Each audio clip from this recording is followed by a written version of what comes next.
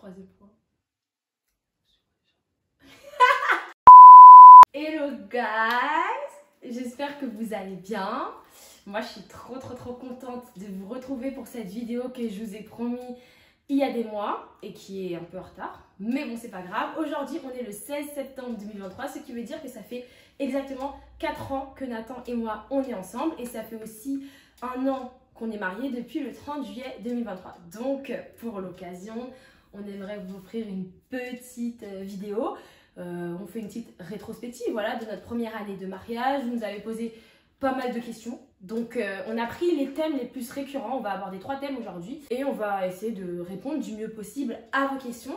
Voilà, on espère que cette vidéo, ce sera une bénédiction pour vous, que ce sera un encouragement, une aide pour ceux qui sont sur le chemin du mariage. Parce que j'ai des copines qui se sont fiancées il n'y a pas longtemps, donc voilà. Et c'est parti. Premièrement, j'aimerais demander à notre invité spécial, voilà, monsieur Nathan Otina, mon mari. D'ailleurs, j'ai remarqué que quand il est dans mes vidéos, bizarrement, il y a beaucoup plus de vues. Voilà. Donc, le premier thème qu'on aimerait aborder, c'est l'adage, voilà, qui déclare que la première année de mariage, c'est la pire, elle est vraiment horrible. Sur internet, je vois beaucoup d'articles où il y a écrit guide de survie carrément, de la première année de mariage. Nathan, qu'est-ce que tu penses voilà, de ce dicton qui dit que la première année de mariage est horrible, la pire On t'écoute. Je ne dirais pas que la première année de mariage c'est la plus difficile, étant donné que j'ai pas d'éléments de comparaison en fait. Peut-être que dans 25 ans, on fera le bilan de notre mariage et on pourra comparer, je sais pas, la 10e année, la première année et dire que vraiment entre les deux, c'était vraiment celle-là la pire. Mais là, pour l'instant, étant donné qu'on n'a pas d'éléments de comparaison, je trouve que ça serait trop précipité de dire que la première année de mariage, c'est la pire. Cependant, c'est vrai que le mariage, ça vient avec son lot de difficultés, ça c'est sûr.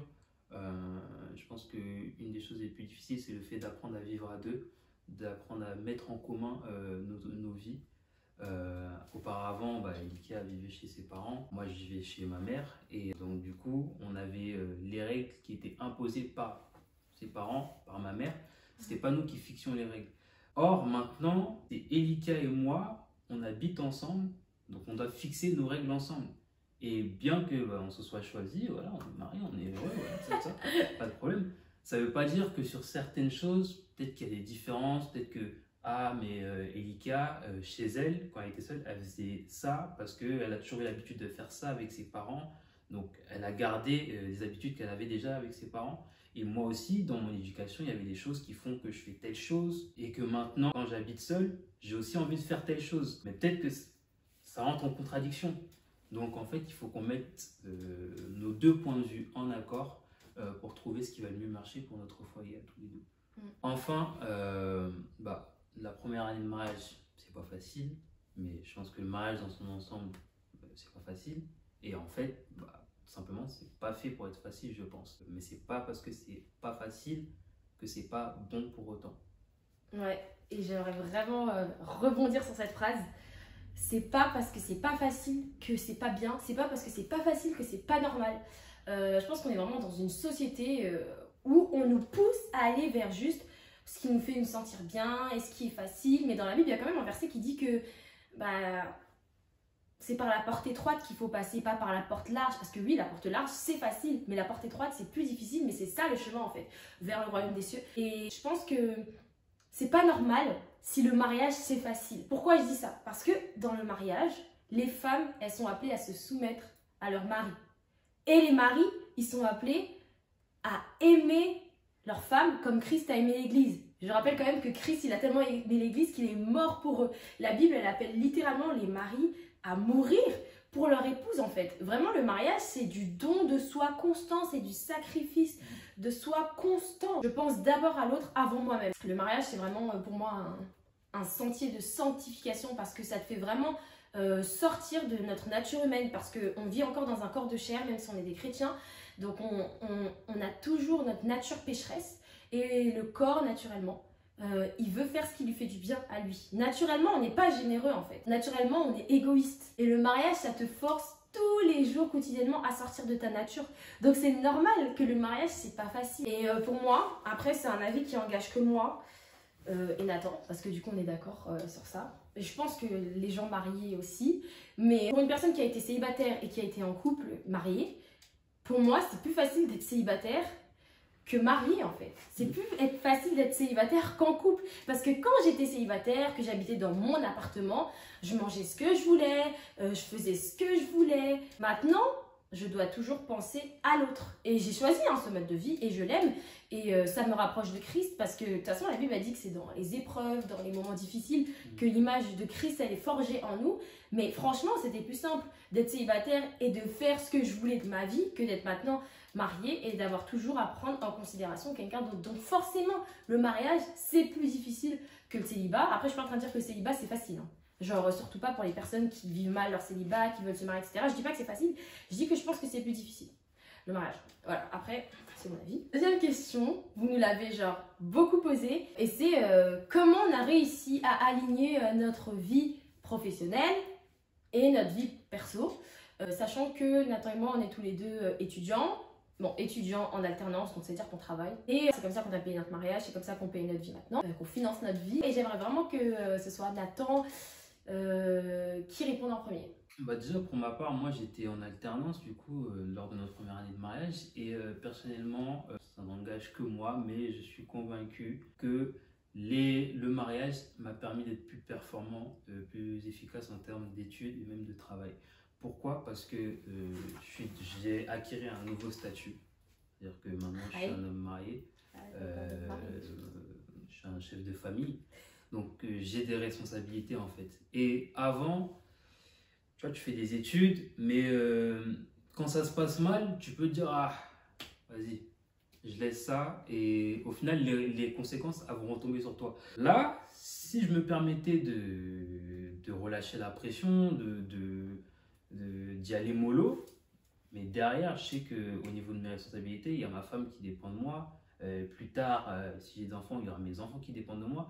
En fait, tu es moins libre à ce niveau-là, en fait. Pour moi, c'est ce que j'appelle une bonne pression. Parce que du coup, ça, c'est quelque chose qui me poussait, quand ça allait moins bien, parce qu'il y a eu des moments où ça allait moins bien, mais j'étais encore plus motivé parce que je me dis, faut pas que je lâche, il y a ma femme, voilà, j'ai des responsabilités, je vais pas faire des études pendant 5 ans alors que je suis marié. Ouais, je suis assez d'accord avec ce que tu as dit. En fait, je vous avoue que moi, quand vous me posiez la question comment on a géré la vie pro et la vie perso, j'ai beaucoup esquivé cette question parce qu'en fait, je ne savais pas quoi vous répondre. Parce que Nathan et moi, on ne s'est jamais assis à une table. On s'est dit, ok, comment on va faire pour organiser notre vie pro et notre vie perso? Parce qu'en fait, on était au clair sur nos objectifs et nos priorités. Et pour nous, très clairement, notre priorité, c'est notre foyer. Genre, c'est notre foyer, notre ministère. Aujourd'hui, c'est notre couple. Demain, ce sera notre couple avec des enfants. C'est la priorité. Les études, ce n'était pas la priorité. Les études, c'est un moyen pour arriver à un bon travail qui nous permettra d'avoir une stabilité financière pour notre famille. Mais à la fin, l'objectif, c'est toujours notre famille. Donc, en fait, il était évident que le travail, ça n'allait pas bouffer tout dans notre mariage, que les études, ça n'allait pas bouffer tout dans notre mariage parce qu'on fait ça pour notre mariage, justement. Je ne sais pas si vous voyez ce que je veux dire. Du coup, naturellement, on a trouvé une façon d'avoir du temps pour nous deux, chacun pour nous personnellement, pour servir à l'église parce qu'on était responsable du groupe de jeunes et pour nos études, pour réviser en fait. Ça s'est fait très très naturellement. Et j'ai un avis qui n'engage vraiment que moi. Mais j'ai vu quand même beaucoup de femmes qui étaient mariées jeunes le partager. Moi, je trouve qu'on travaille mieux quand on est marié que quand on est célibataire. Pourquoi? Parce qu'en fait, comme Nathan et moi, on sortait ensemble, mais qu'on n'habitait pas ensemble parce qu'on a habité ensemble qu'après le mariage, chaque fois qu'on voulait se voir, et on voulait se voir quand même assez souvent parce qu'on marchait vers le mariage, on devait arrêter de réviser, sortir de chez nous, prendre les transports, se voir, puis après rentrer. Ça prenait grave du temps. On n'habitait pas dans la même ville. Moi, j'habitais à Lille. Nathan, il habitait dans une ville à côté de Lille. Fallait prendre le bus, fallait prendre le métro, et puis s'il y a des problèmes de transport, etc. Et tout ça, ça fait perdre du temps de ouf. Maintenant qu'on est mariés, si j'ai envie de voir Nathan, que je révise, j'arrête mes révisions 5 minutes, je vais au salon, il est là en fait, je peux le voir. Nathan, s'il est en train de réviser pour un oral et qu'il veut faire une pause 5 secondes, je suis là, je suis déjà dans la maison en fait. Donc en fait, il y a beaucoup moins de temps d'interruption, de pause dans nos révisions. On révise mieux, on révise plus longtemps, tout en étant ensemble. Donc moi, je trouve ça tellement mieux, tellement plus facile d'être marié et en même temps les études. Et je tiens vraiment à vous rassurer. parce qu'il y a un verset dans la Bible, et c'est le principe c'est le même principe, vous allez voir, qui dit « Occupez-vous d'abord du royaume de Dieu et le reste viendra ensuite. » C'est le même principe que moi, en tout cas, j'ai appliqué dans mon mariage. C'est-à-dire que, je vous donne un exemple, il peut arriver un soir où je sais que je dois réviser, voilà, j'ai mon planning, je dois réviser, c'est important, j'ai des examens qui approchent. Mais ce soir-là, Elikia, je sais pas, elle va pas bien, elle a besoin de moi. Donc, qu'est-ce que je vais faire? Certains pourraient se dire, ah, c'est compliqué, il faut que je révise et tout. Moi, je n'allais pas hésiter à aller voir Elikia, à aller passer du temps avec elle, parce que je sais que, du même principe que ce verset-là, donc en premier, je dois m'occuper de ma relation avec Dieu, donc je dois toujours vérifier que ça se passe bien avec Dieu. Deuxièmement, je sais que ma priorité et ma responsabilité, c'est de m'occuper de ma femme. Et ça passe avant les études. Donc, je vais d'abord m'occuper de ma femme. Et en fait, après, j'ai confiance que même si je n'ai pas pu faire ce qui était prévu dans mon planning de révision, d'une manière ou d'une autre, Dieu va me permettre de rattraper le coup. Et en fait, j'avais vraiment cette foi en Dieu que même quand j'allais avoir un peu chaud, parce que je me dis, ah là, j'ai pas fait ce que j'aurais dû faire et tout, mais bon, je l'ai fait parce que j'ai pas fait parce que je devais être avec ma femme, ou je l'ai pas fait parce qu'on devait aller à un événement important pour la famille et tout. J'avais confiance en Dieu. Je me disais, bon, Dieu, tu as vu que j'ai essayé de faire les choses de manière carrée. Je sais que tu vas m'aider à rattraper le coup. Et moi, je vous encourage vraiment à méditer sur ce verset, et je pense qu'il pourrait vraiment aider ceux qui sont dans ces situations-là. Au final, il ne va pas le dire parce qu'il est modeste, mais il a eu des très bons résultats scolaires cette année. Je suis obligée de te chef, je suis désolée, je suis trop fière. Et même à son alternance, il a eu 18 sur 20. Voilà. 19 sur 20. Donc comme quoi, les études et le mariage, c'est compatible en fait. Qu'est-ce qui a été la chose la plus difficile pour toi dans cette première année de mariage? Ma réponse, je pense qu'elle va beaucoup vous surprendre. Moi, j'ai grandi dans une famille, je suis l'aînée d'une fratrie de 4 enfants. J'ai 2 petits frères, une petite sœur et des parents qui sont mariés depuis presque 25 ans, si je ne me trompe pas. Franchement, j'aime mes parents, mais les gens qui me connaissent, c'est ça de toute façon à quel point je suis proche déjà de ma mère. Je les appelle tous les jours. J'aime trop ma famille. Mes parents m'ont donné toutes les bases et en fait, surtout, ils ont mis sous mes yeux un mariage sain, un mariage centré sur Christ. Je dis pas que mes parents sont parfaits ou que leur mariage était parfait. J'ai vu aussi des failles. J'ai vu aussi des failles parce que justement, ils montraient tout en fait. Ils montraient la vérité, ils montraient les failles et les bons côtés. Mais c'est vraiment le mariage, le couple que j'admire le plus au monde et à qui j'aspire à ressembler, ce sont mes parents. Vraiment. Et en fait, du coup, je pense que je m'étais mise une grande pression sur les épaules quand je me suis mariée. D'avoir un mariage aussi parfait, aussi beau que mes parents. Et en fait, j'ai été trop dure avec moi dès genre les premières semaines de mariage. Et j'étais découragée parce que j'avais l'impression que j'étais pas, et à raison d'ailleurs, une aussi bonne épouse que ma mère. Sauf qu'en fait, ce que j'oubliais, c'est que ma mère, c'est une épouse depuis 25 ans. Moi, j'étais une épouse depuis 2 semaines. Donc forcément que je pouvais pas être à son niveau en fait, et c'est normal. Et il fallait que je me donne beaucoup de grâce. Et je pense que c'est vrai qu'on parle souvent des gens qui ont eu des parents divorcés, des parents toxiques, etc. Mais aussi beaucoup de gens, Dieu merci, qui ont grandi avec un beau mariage devant leurs yeux, de parents, et du coup qui peuvent avoir la pression de reproduire la même chose. Mais en fait, il faut savoir qu'on ne reproduira jamais la même chose dès nos premières semaines de mariage, parce qu'on est des jeunes mariés. Et pour raconter une petite anecdote super gênante pour moi, du coup, moi je suis une personne très... je suis un peu dans un film dans ma tête, voilà, un peu cliché. Et quand Nathan il rentre du travail, parce que des fois il rentrait du travail à midi pour manger avec moi, parce que moi je travaillais beaucoup de la maison, j'avais beaucoup de télétravail. Moi j'aimais bien que quand il rentre à midi, genre le repas il soit prêt sur la table, que tout soit installé et tout. Et en fait Nathan il rentrait toujours vers midi 20-30 genre. Donc du coup moi je m'étais toujours dit midi 25, midi 30, faut que le repas il soit sur la table, que tout soit bien mis, que les serviettes elles soient pliées. Des fois je mettais des bougies, moi je croyais que c'était le restaurant. J'étais contente, moi franchement j'étais trop contente, c'était ma petite fierté du midi quand Nathan rentre, que la nourriture elle soit prête et tout, et qu'il s'assoit et qu'il profite pendant ces 30 minutes de pause avant de repartir. Parce que j'étais trop contente déjà qu'il rentre 30 minutes juste pour manger avec moi. Vient un jour, Nathan finit plus tôt. Il ne me prévient pas. Ou alors tu m'as prévenu et j'ai pas vu. Et au lieu d'arriver à 12h30, il est arrivé à 12h15. Congolais toujours en avance. Non mais là, c'était le drame pour moi. Dans mon cœur, franchement, ma vie, elle s'est effondrée. Genre, il arrive à 12h15, il ouvre la porte, j'entends quelqu'un ouvrir la porte et le repas est pas prêt sur la table. Mais j'étais dévastée. Non mais tu rigoles, mais j'étais dévastée. Je dis mais, je crois même carrément je l'ai embrouillé. Mais pourquoi tu rentres à 7h, il n'est pas 12h30, tant pis t'avais qu'à attendre en bas, il n'est pas 12h30. J'étais trop triste, j'étais trop déçue pour moi. J'étais une épouse ratée. J'avais failli à mon devoir d'épouse parce qu'il est rentré à la maison à 12h15 et le repas il n'était pas sur la table. Et je vous promets que j'ai pleuré, j'étais trop triste. Je pense que je n'ai pas parlé jusqu'au soir. Je me suis dit, bah, franchement je suis une mauvaise épouse, voilà. Les autres femmes que je suis, elles auraient eu le repas sur la table, qu'il soit 12h15 ou 12h30, elles auraient été prêtes. J'étais au bout de ma vie. Bon, après, avec le temps, je me suis rendu compte que j'avais été peut-être un peu excessive. Et c'est beaucoup excessive, très excessive. Et c'est Nathan, effectivement, qui m'a dit rappelle-toi, Olivia, t'es une femme de 2 semaines, en fait. Parce que je pense que ça faisait genre 1 mois qu'on était mariés, c'était la rentrée. On s'est mariés en juillet, on était en septembre, ça faisait genre presque 2 mois qu'on était mariés, mais... En fait, on venait d'arriver dans la maison parce qu'avant c'était les vacances. Donc tout ça pour dire que moi au début c'était dur de comprendre que je pourrais pas être une aussi bonne épouse que les plus beaux mariages que je vois. Parce que ces gens-là ils ont beaucoup plus d'expérience, mais que voilà, on y arrive avec le temps. Il faut se donner de la patience et de la grâce en fait. Et le dernier thème qu'on va aborder, voilà c'est le thème que vous attendez tous, hein, qui a été demandé de multiples fois, la sexualité. Alors vous avez posé beaucoup de questions. On va donner une réponse assez générale. C'est hyper important d'en parler, tout en ne dévoilant pas notre intimité. C'est vraiment important de pouvoir être ouvert par rapport à ça. C'est quelque chose que Dieu a créé et qu'on doit parler à même titre que les autres choses que Dieu a créées en fait. On a l'impression que en fait, dans l'église avec un grand E, il y a un grand problème sur la connotation de la sexualité. C'est comme si la sexualité c'était quelque chose de mauvais. Genre de sale, carrément, un péché en fait. Ouais, de vraiment sombre, obscur, je sais pas, comme si... c'était un truc qui appartenait au diable.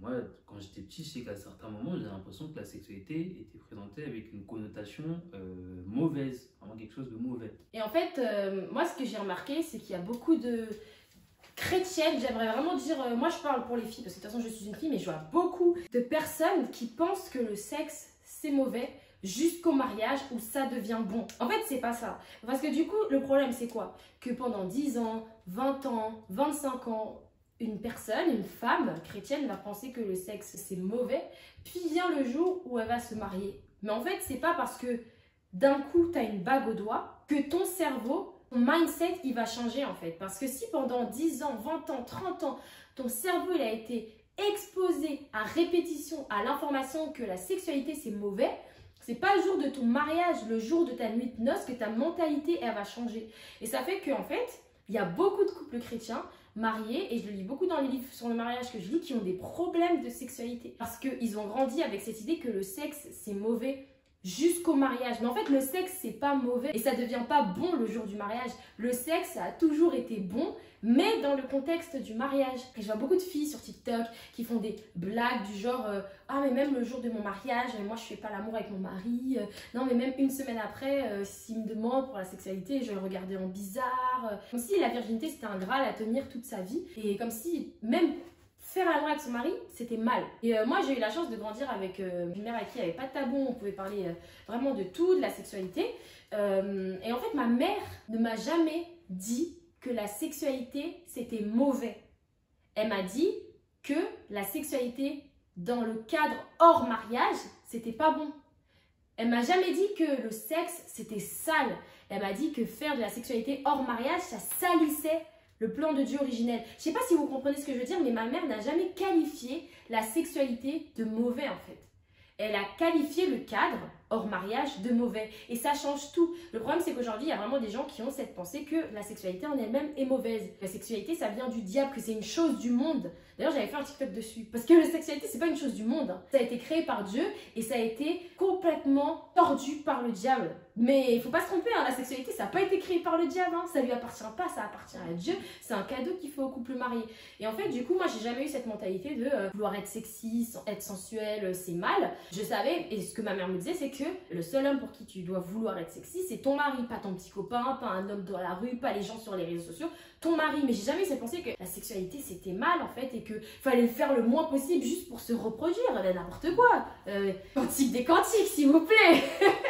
Il n'y a pas plus explicite en fait. C'est vraiment important, les femmes chrétiennes, de nourrir vos pensées dès maintenant en tant que célibataire ou en couple pas marié, de penser positive par rapport à la sexualité, de se dire que la sexualité c'est bien, de se dire que la sexualité c'est bon, de dire que la sexualité, ça a été créé par Dieu, que c'est quelque chose que Dieu veut qu'on profite à fond dans le mariage. Et que ce qui est pas bien, c'est de le faire hors mariage, pas la sexualité en elle-même en fait. Comme ça, le jour de votre mariage, quand vous retrouverez dans votre chambre pour la nuit de noces ou dans votre lune de miel, il n'y aura pas de blocage, en fait, de soucis, parce que vous aurez déjà la bonne mentalité par rapport à cet acte. C'est important de lire la Bible, parce que la Bible, franchement, il y a beaucoup de versets qui parlent de la sexualité de manière positive dans le cadre du mariage. Il y a même des versets qui disent « ne vous privez pas l'un de l'autre ». Donc la sexualité, c'est vraiment pas quelque chose il faut se retenir, j'ai envie de dire, parce que c'est un cadeau que Dieu il donne aux maris et femmes. Parce que si pendant 20 ans, 25 ans, 30 ans, vous croyez un mensonge, ça va être dur de rétablir la vérité même si vous êtes marié en fait. Il y a beaucoup de couples, même chrétiens, mariés qui divorcent à cause de ça. C'est pas quelque chose à prendre à la légère. Et je conseille aux couples qui vont se marier très bientôt, ou aux couples déjà mariés, de lire beaucoup de livres chrétiens sur la sexualité. Je ne conseille pas aux couples qui sont pas du tout proches du mariage d'en lire, parce que ça peut réveiller des désirs qui sont pas encore... qui vont pas du tout être satisfaits maintenant, quoi. Donc ça peut juste être frustrant. Et d'ailleurs, moi personnellement, j'ai acheté des livres que j'ai lus après mon mariage, et sur la préface, il y avait écrit « Je conseille vraiment que aux couples qui vont se marier, genre dans le mois à venir ou qui sont déjà mariés, de lire ce livre, mais pas avant parce que c'est explicite, quoi. » De remplir sa tête de la pensée de Dieu, et la pensée de Dieu pour la sexualité, c'est que c'est quelque chose à enjoy à fond dans le cadre du mariage. Et je pense que une des choses qui fait que la sexualité a cette connotation mauvaise, c'est le fait que c'est comme si c'était un sujet qu'on évitait, qu'on cherchait à éviter, dont on ne parle pas. Il parle de sexualité, je vais seulement laisser, je vais aller là-bas, je vais pas entendre parler de ça. C'est ça. Ouais, voilà, un tabou en fait. Et je pense qu'en fait, il faut faire attention parce que on peut parler de la sexualité. Ce que la Bible interdit, c'est les propos, les sujets équivoques, c'est-à-dire des propos qui n'ont pas lieu d'être, des propos obscènes, tout ce genre de choses. Mais la sexualité, il est important d'en parler d'une manière, dans des limites bien cadrées et d'une bonne manière, parce qu'en fait, aussi, comment veut-on avoir une bonne image de la sexualité, qui, comme a dit Elikia, c'est quelque chose de bon, qui a été créé par Dieu, pour être utilisé dans un cadre, si on n'a pas d'informations positives qui rentrent en fait. Si on entend tout le temps parler de la sexualité avec on entend parler quand c'est pour dire des choses négatives dessus, si on parle, je sais pas, on va parler que de la fornication, de l'impudicité ou des choses comme ça qui sont des péchés, donc c'est des informations négatives. Si on ne parle pas aussi de ce qui est bon de la sexualité, comment veut-on avoir une bonne image sur ça? Donc je pense que c'est important d'en parler de manière respectueuse et bien cadrée, encore une fois, et que ce ne soit pas un sujet tabou. Voilà, donc c'est les 3 sujets qu'on voulait aborder aujourd'hui dans la vidéo sur nos rétrospectives dans le mariage. Est-ce que c'est l'année la plus horrible, les études, la vie pro et perso, et la sexualité. Donc voilà, je sais que vous avez plein d'autres questions, je les ai vues, mais on répondra dans des prochaines vidéos parce que Nathan aime tellement faire des vidéos YouTube. Et en tout cas, voilà, joyeux anniversaire de mariage à nous. Longue vie à nous. Voilà, et on espère qu'on fera une vidéo de mariage chaque année. Voilà, on vise les 50 ans de mariage minimum. On aura quel âge? On s'est marié à 20 ans, 30, 40, 50, 60, 70. Minimum 50 ans de mariage, 70. Mais même, on va vivre jusqu'à peut-être 80. 60 ans de mariage. Je pense qu'à 70 ans, tu feras encore des vidéos. Mais bien sûr, à 70 ans, je ferai encore des vidéos YouTube. Après, j'avoue, la manière dont ça avance YouTube, ça se trouve. Je serai encore créatrice de contenu à 70 ans. Merci guys d'avoir regardé cette vidéo. Et bisous.